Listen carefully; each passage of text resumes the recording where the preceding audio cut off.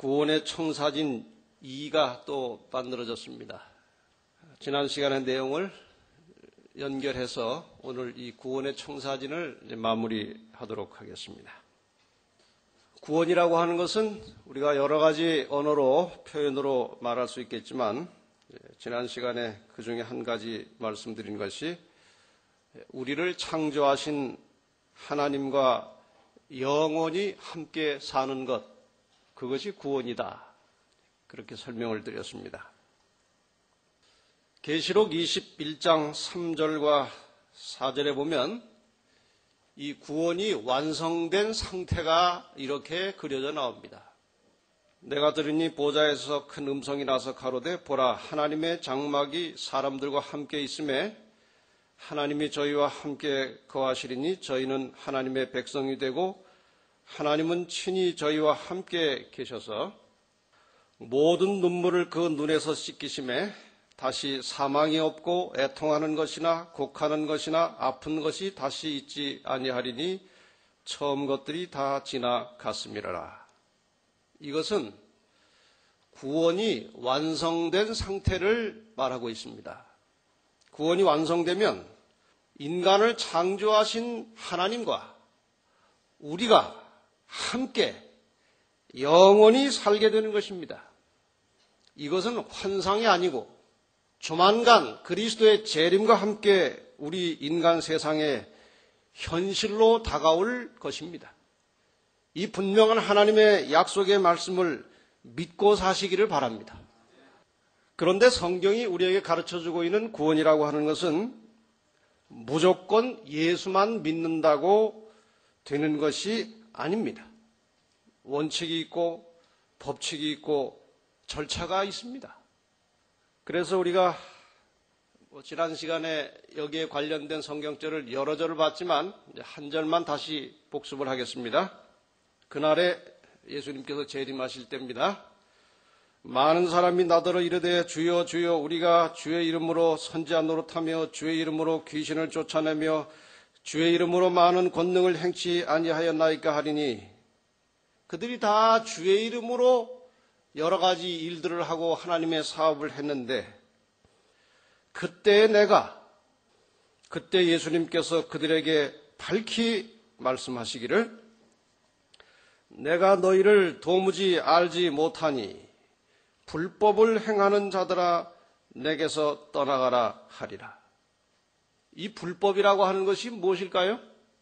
지금 여기 앞서 말한 예수의 이름으로 여러 가지 일을 한 사람들이 고의적으로 그렇게 나쁜 일을 한 사람들이 아닙니다. 만약에 이 사람들이 정말 무법자처럼 불법자처럼 그렇게 아주 악한 일을 했다면 예수님 앞에서 감히 저런 이야기를 할 수 없습니다. 나름대로는 진실하게 예수님을 믿었고 신앙을 했다고 생각했기 때문에 예수님 오실 때 저렇게 말을 했습니다. 그러나 예수님은 나는 너희를 모른다. 불법을 행하는 자들아. 이 말을 우리가 흔히 나쁜 일만 하던 자들아 그렇게 들을 수 있는데 이 앞뒤 말씀을 잘 살펴보면 법대로 질서대로 규칙대로 나를 믿지 않은 자들아 내게서 떠나가라 그 말입니다.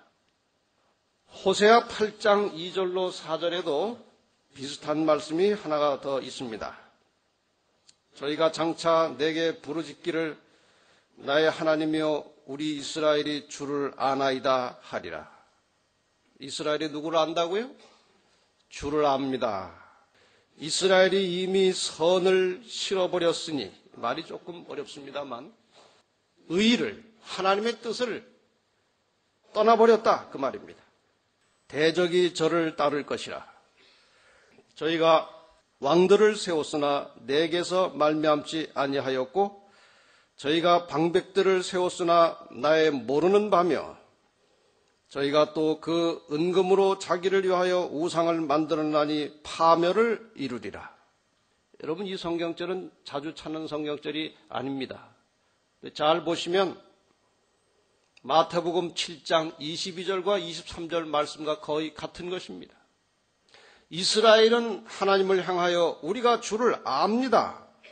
했지만 여기 하나님 말씀하시기를 너희가 나를 싫어하는데 너희가 왕을 세웠지만 내가 원하는 왕도 아니고 너희가 방백들을 세웠지만 나는 그들을 모른다. 너희가 하는 방법과 그런 수단과 그런 절차는 내가 가르친 것이 아니다.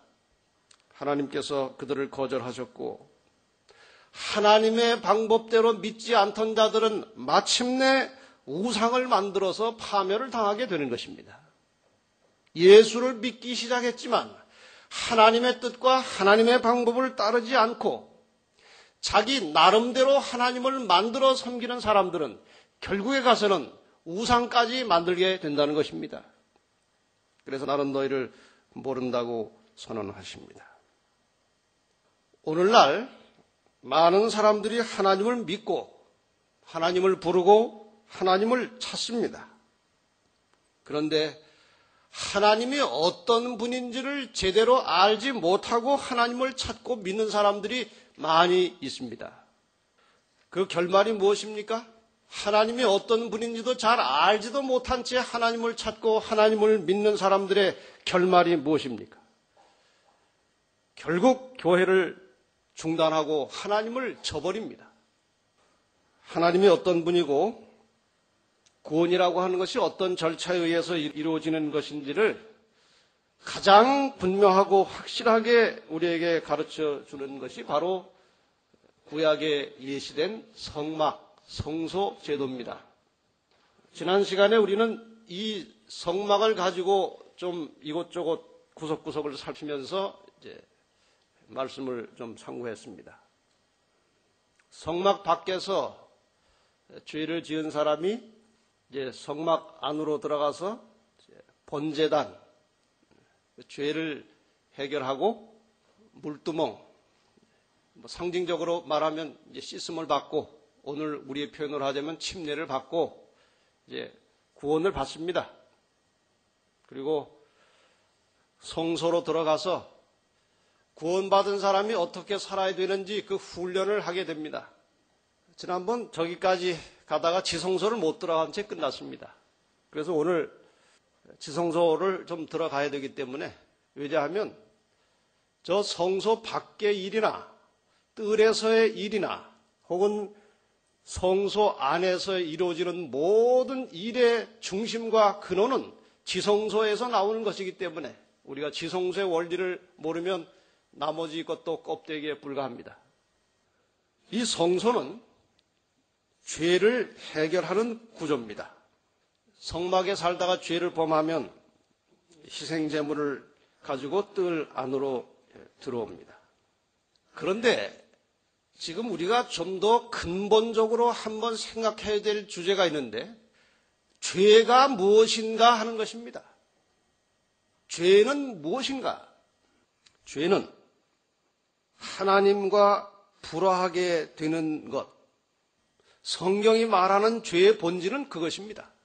하나님과 가지고 있던 화목이 깨어진 상태, 하나님과 불화된 관계, 그것을 성경에서는 근원적으로 죄라고 합니다.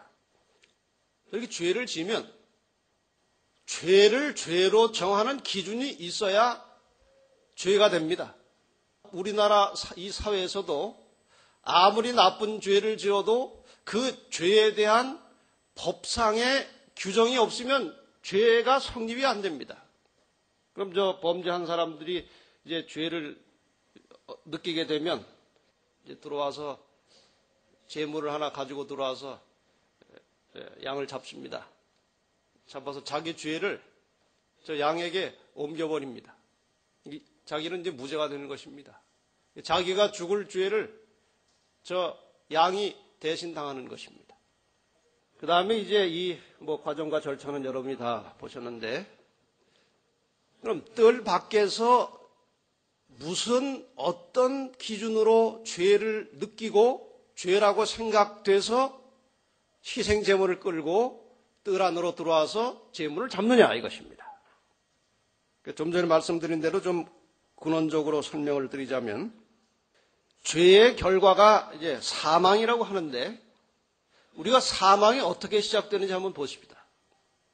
여기 지금 이게 무슨 그림 같습니까? 무슨 그림인가요? 저 손이 누구의 손일까요? 하와의 손입니다. 남자 손 아니죠? 여자 손입니다. 하와의 손입니다. 선악과를 막 따먹으려고 하는 순간입니다. 저것을 먹고 누구에게도 줬습니까? 혼자나 먹을 것이지 남편에게도 하나 갖다 줬습니다. 아직 이 감정이 흥분된 상태가 깨어나지 않은 상태에서 아마 남편에게도 갖다 준 것 같아요.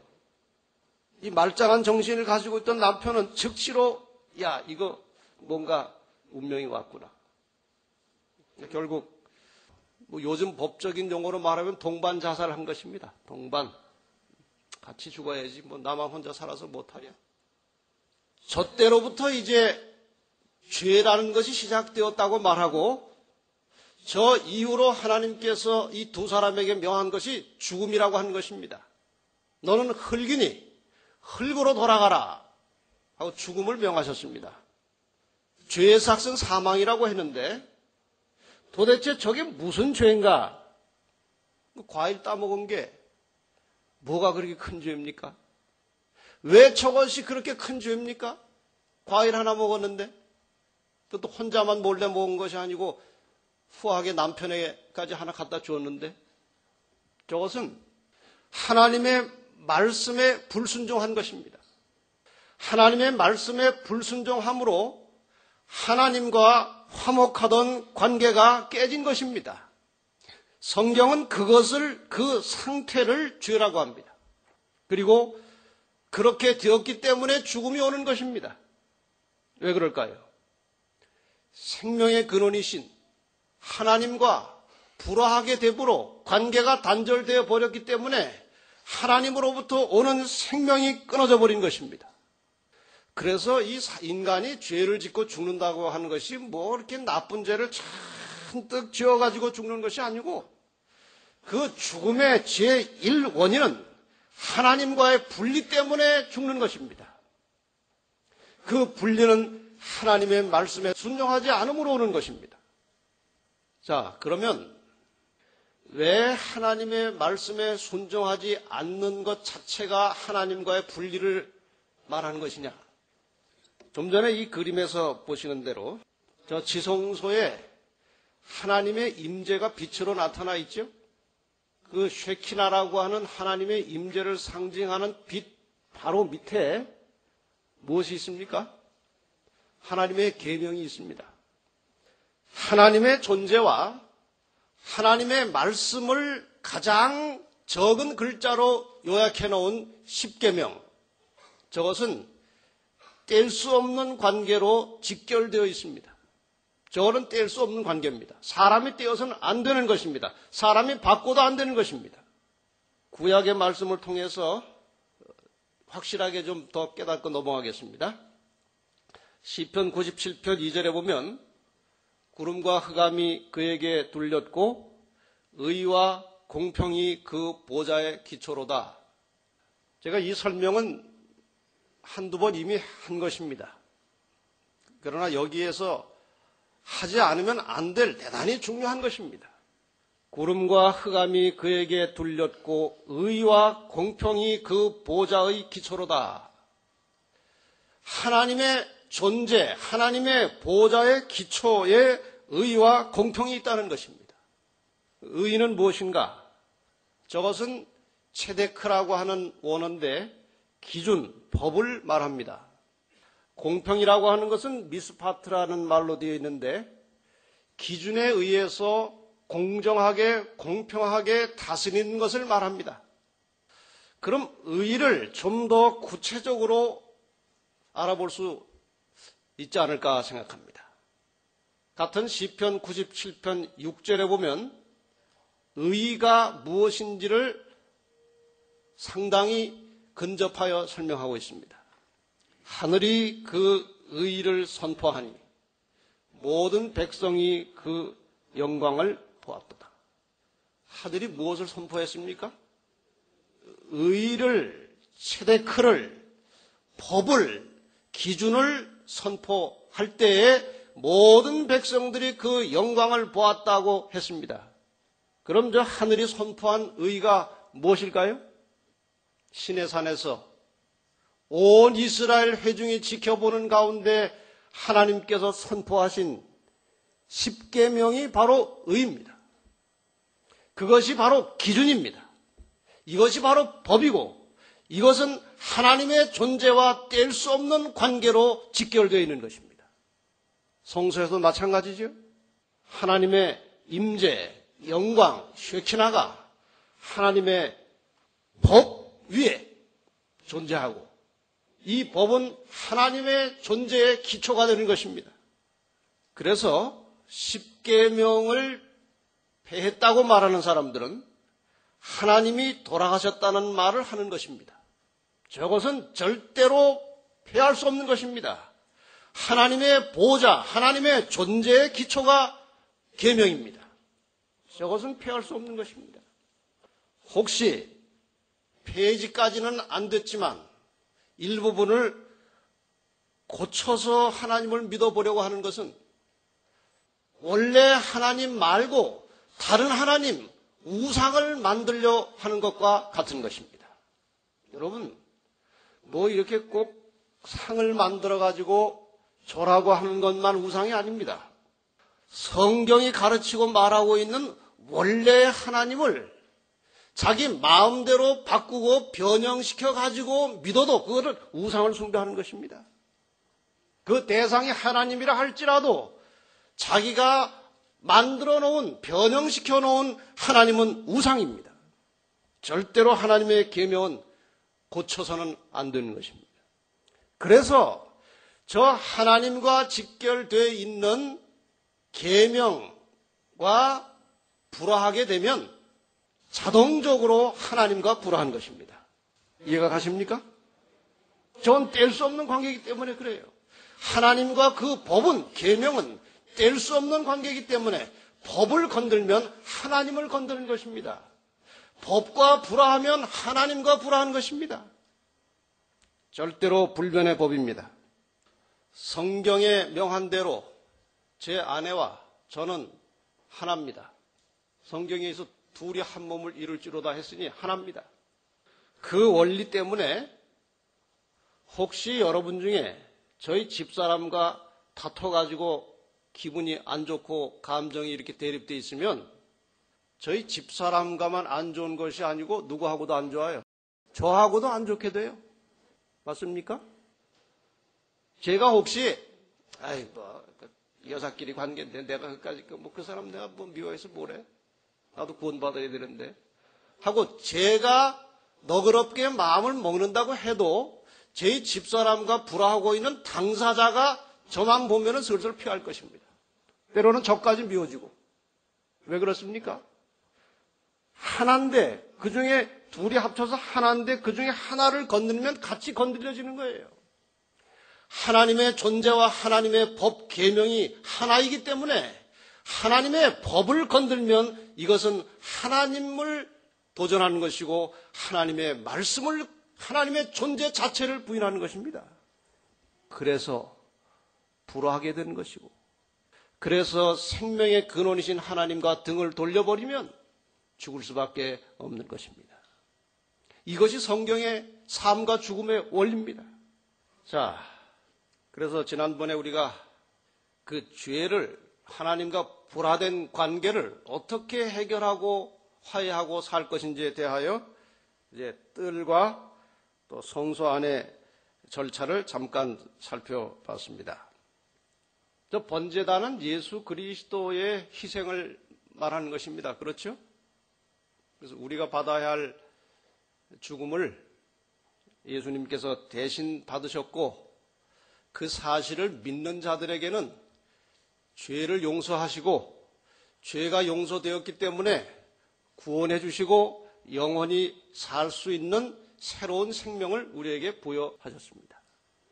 그래서 우리가 그리스도를 영접하고 내가 하나님의 백성이 되었고 새 사람이 되었다고 하는 하나의 표징으로 반드시 거쳐야 하는 단계는 저 물두멍입니다. 그래서 예수 믿는 사람은 뭘 받습니까?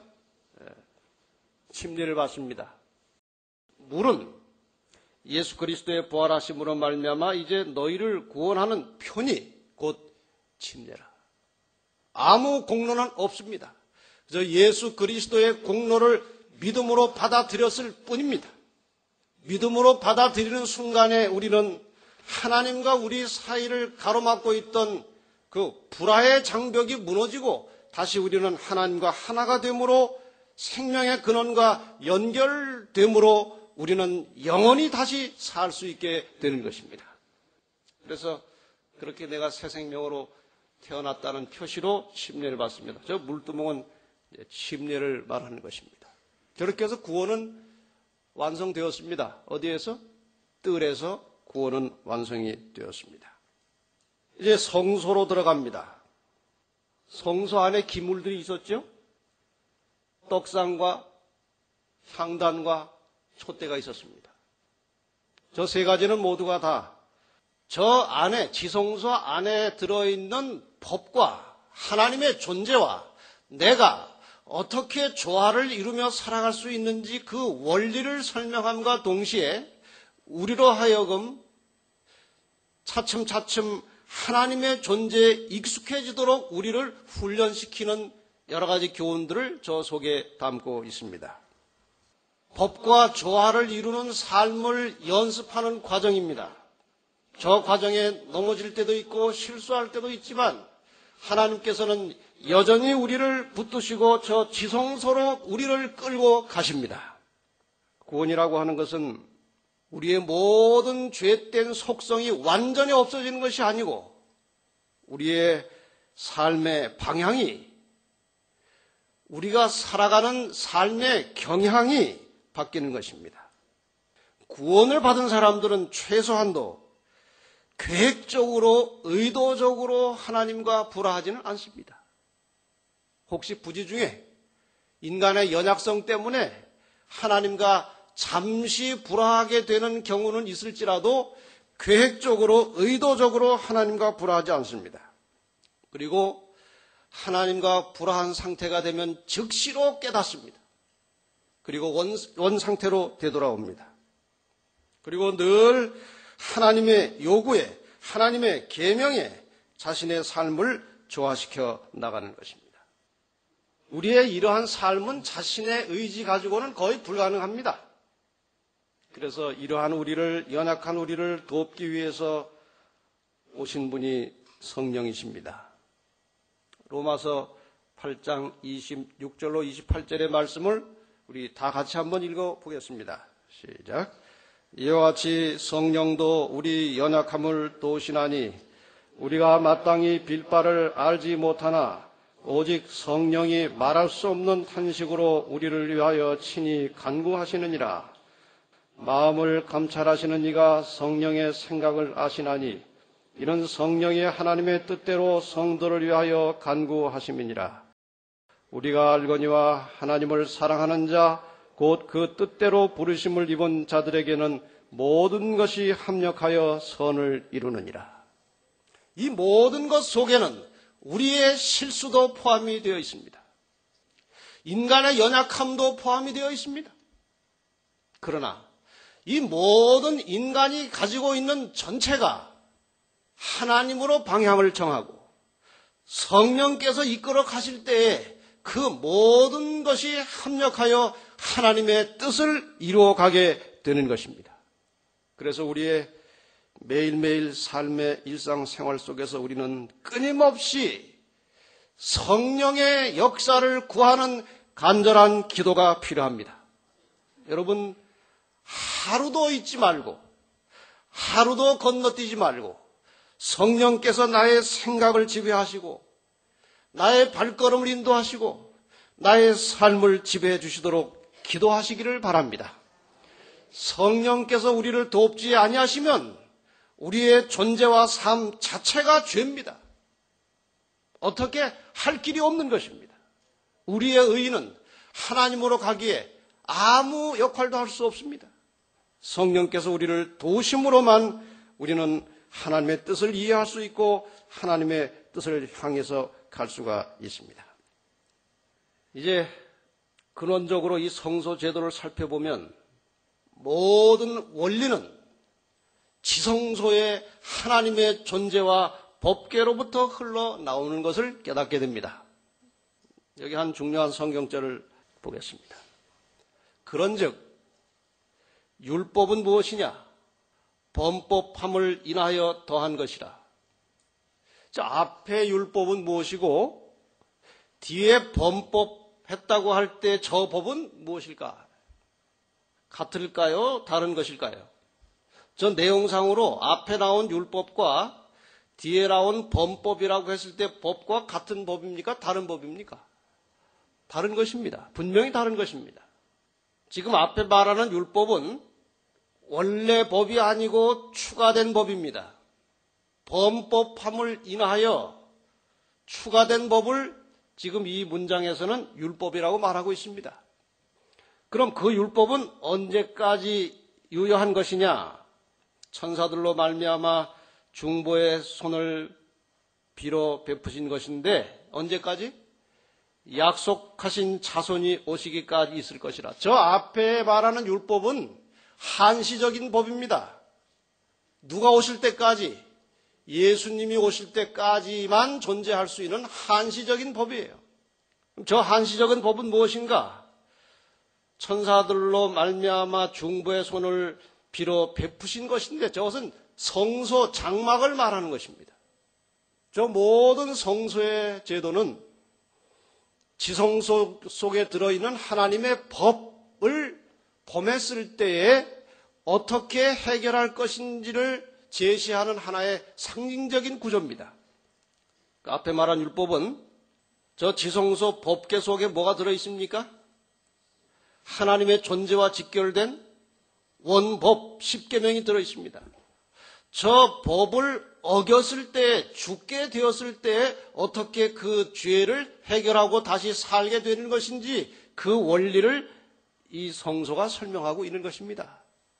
언제까지 유효하다고요? 예수님께서 오실 때까지. 그래서 예수님께서 십자가에 달려 돌아가심으로 모든 성소와 관련된 법은 어떻게 됐습니까? 이제 폐지되었습니다. 여러분, 성경에서 말하는 법이 폐지됐다는 것은 절대로 십계명이 아니고 이 법입니다. 십계명은 절대로 폐지될 수 없습니다. 그러나 이 법은 예수 그리스도의 오심과 함께 폐지되었습니다. 원법은 건드릴 수 없습니다. 다시 우리의 법궤로 우리의 시야를 좀 돌려보십시다. 저 법궤는 저렇게 드러나 있지 않았습니다. 원래 덮여져 있고 속에 들어 있습니다. 지금 우리가 이해하기 쉽게 저 그림 그리는 사람이 조금 벌려놔서 그런데 원래는 덮어 있는 상태고 저 법궤의 뚜껑을 뭐라고 말합니까? 시은좌 혹은 속죄소라고 말합니다. 이 속죄소라고 말할 때 그 속죄라는 것은 죄를 없이 해버리는 것입니다. 그럼 뜰에서는 죄가 없어진 것이 아닌가요? 뜰에서 이미 죄가 해결되지 않았습니까? 왜 저 지성소 위를 속죄소라고 할까요? 뜰에서 있었던 일은 죄가 없어진 것이 아니고 죄가 옮겨진 것입니다. 상징적으로는 누구에게 옮겨졌습니까? 양에게 옮겨졌고 실제적으로는 누구에게 죄가 옮겨졌습니까?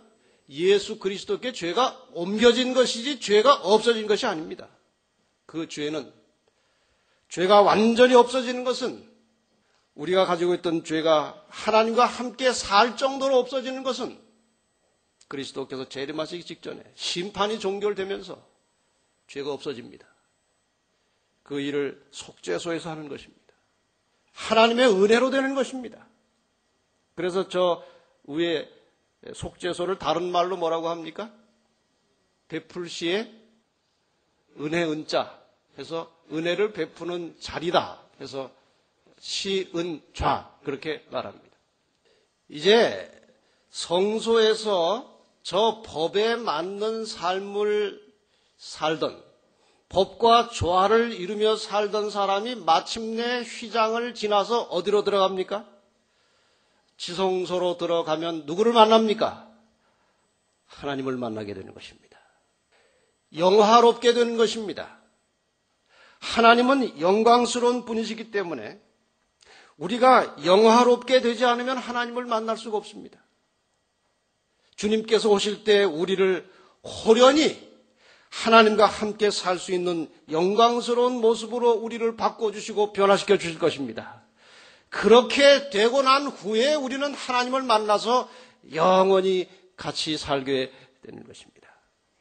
여러분, 하나님께서 우리와 함께 사시기를 얼마나 갈망하고 계시는지 아십니까? 정말 애타는 마음으로 하나님은 우리와 함께 사시기를 원하십니다. 그래서 임시 텐트를 치고 우리 중에 거하시기 위해서 성소를 예비하신 것입니다. 저 가지고는 부족합니다. 좀 더 함께 대면해서 살고 싶으셨습니다. 그래서 친히 예수님께서 이 땅에 오셨습니다. 하나님이 이 땅에 오셔서 우리를 마주 대하시고 우리와 함께 접촉하시면서 같이 사셨습니다. 그 구약의 성소는 바로 예수 그리스도이셨습니다. 그 성소가 이제 살아있는 모양으로 이 땅에 임하시게 되었는데 예수 그리스도이십니다. 예수님 자신이 성전이셨고 예수님 자신이 계명이셨습니다. 그분의 모든 말씀이 하나님의 뜻이고 하나님의 계명입니다. 지난 시간에 말씀드렸듯이 예수님께서는 헤롯 성전 근처에서 너희가 이 성전을 헐면 내가 3일 만에 일으키겠다고. 무슨 소리? 아니 이게 46년 동안 지은 것인데 내가 무슨 수로 3일 만에 지어? 예수님께서는 성전된 자기 육체를 가리켜 말씀하셨다고 했습니다. 돌아가실 것이지만 3일 만에 부활하실 것을 예고하신 것입니다. 성소의 실체이신 예수 그리스도께서 이 땅에 오셨습니다. 사람과 함께 살고 싶은 하나님의 심정이 모양으로 나타난 것입니다. 마태복음 1장 23절에 보라 처녀가 잉태하여 아들을 낳을 것이요 그 이름은 임마누엘이라 하리라. 이를 번역한 즉 무엇이라고요? 하나님이 우리와 함께 계시다. 구약에서 성소를 통해서 우리와 함께 계셨던 그 하나님께서 예수 그리스도, 성소의 실체이신 예수 그리스도께서 이 땅에 오심으로 또 우리와 함께 더 가까이 오시게 되었습니다. 요한복음 15장 10절에 있는 말씀을 읽겠습니다. 내가 아버지의 계명을 지켜 그의 사랑 안에 거하는 것 같이 너희도 내 계명을 지키면 내 사랑 안에 거하리라. 예수님께서는 하나님의 말씀에 순종하고 계명을 지킴으로 하나님과 일체가 되셨습니다. 그분이 하나님이셨습니다. 그 다음에 그 계명을 지키는 우리에게도 예수 그리스도와 같은 특권을 주셨는데 이렇게 해서 시작이 된 것입니다. 여러분 이 부분을 잘 이제 마지막으로 염두에 두시길 바랍니다. 요한복음 14장 16절 17절 내가 아버지께 구하겠으니 그가 또 다른 보혜사를 너희에게 주사 영원토록 너희와 함께 있게 하시리니 저는 진리의 영이라. 세상은 능히 저를 받지 못하나니 이는 저를 보지도 못하고 알지도 못함이라. 그러나 너희는 저를 아나니 저는 너와 함께 거하시며 또 너희 속에 계시겠습니다. 하늘에서 또 누가 오셨습니까? 성령께서 오셔서 어디 계시겠다고요? 우리 속에 계시겠다. 여러분, 성령께서 우리 속에 계시지 아니하면 우리는 절대로 예수 그리스도를 우리의 구주라고 시인할 수 없습니다. 이곳에 오실 마음조차 없습니다. 우리의 마음 속에 성령께서 계시기 때문에 그리스도를 구주로 영접하고 하나님을 믿고 이 자리에 나온 것입니다. 우리 속에 성령이 내재하고 계십니다. 하나님이 계시는 것입니다. 우리 속에. 하나님이 계신 곳을 뭐라고 합니까? 성전이라고 합니다. 그래서 고린도전서 6장 19절 20절에 너희 몸은 너희가 하나님께로부터 받은 바 너희 가운데 계신 성령의 전인 줄을 알지 못하느냐? 너희는 너희 것이 아니라 값으로 산 것이 되었으니 그런즉 너희 몸으로 하나님께 영광을 돌리라. 우리가 성전이 되었습니다. 이 속에 하나님이 계십니다. 그런데 하나님이 계신 곳에는 반드시 무엇이 같이 있습니까? 하나님이 계신 곳에는 뭐가 반드시 같이 있어야 합니까? 계명이 있어야 합니다. 성령께서 이 속에 내재하심으로 우리가 성전이 되었다면 이 속에 하나님의 계명도 있어야 하는 것입니다. 그래서 히브리 8장 10절에 이렇게 말씀하셨습니다. 또 주께서 가라사대 그날 후에 내가 이스라엘 집으로 세울 언약이 이것이니 내 법을 저희 생각에 두고 저희 마음에 이것을 기록하리라. 이 속에 성령이 계시기 때문에 하나님이 계시기 때문에 무엇도 있어야 된다고요? 하나님의 법도 있어야 됩니다. 그런데 히브리서 8장 10절에 분명하게 나옵니다. 하나님의 법을 이제 성소가 아니고 성전이 아니고 어디에 새기시겠다고 그래요? 우리 속에 우리 마음에 하나님의 법을 새겨 두시겠다고 하셨습니다. 이것이 하나님과 우리 사이에 맺어진 또 하나의 언약입니다. 그 다음 말씀이 중요합니다. 나는 저희에게 하나님이 되고 저희는 내게 백성이 되리라. 어떤 조건입니까? 성령이 내재하시고 이 속에 무엇이 새겨졌을 때, 하나님의 계명이 새겨졌을 때 너는 내 백성이고 나는 내 하나님이 될 것이라. 여러분 마음속에 끊임없이 역사하시는 성령님의 음성을 듣고 이 속에 새겨진 하나님의 계명, 하나님의 말씀에 조화되는 삶을 사시기를 바랍니다. 이것이 바로 우리가 하나님의 백성이라는 증거고, 그런 자들에게 하나님께서는 너는 내 백성이라고 말씀하셨습니다. 하나님께서 이 속에 계시고 성령께서 이 속에 계시고 계명이 이 속에 있다고 하는 증거는, 그 열매는 형제에 대하여 이웃에 대하여 사랑으로 나타납니다. 지금 이 말씀만은 잊지 마시길 바랍니다. 내 속에 성령이 임재하시고 역사하시고 이 속에 하나님의 계명이 새겨져 있을 때에 나는 하나님의 백성이고 하나님은 우리를 자신의 백성이라고 인정해 주시는데, 그 열매는 형제에 대하여 이웃에 대하여 사랑하는 것입니다. 요한일서 4장 20절과 21절에 이렇게 말씀하십니다. 누구든지 하나님을 사랑하노라 하고 그 형제를 미워하면 이는 거짓말하는 자니, 보는 바 그 형제를 사랑치 아니하는 자가 보지 못하는 바 하나님을 사랑할 수 없느니라. 우리가 이 계명을 주께 받았으니 하나님을 사랑하는 자는 또한 그 형제를 사랑할지니라. 정말 이 속에, 우리 마음속에 성령이 내재하시고 하나님의 계명이 존재한다면, 하나님의 계명이 새겨져 있다면 우리의 이웃들을 사랑하는 연습을 하시기를 바랍니다. 하늘은 조약돌, 자갈 같은 사람들이 사는 곳입니다.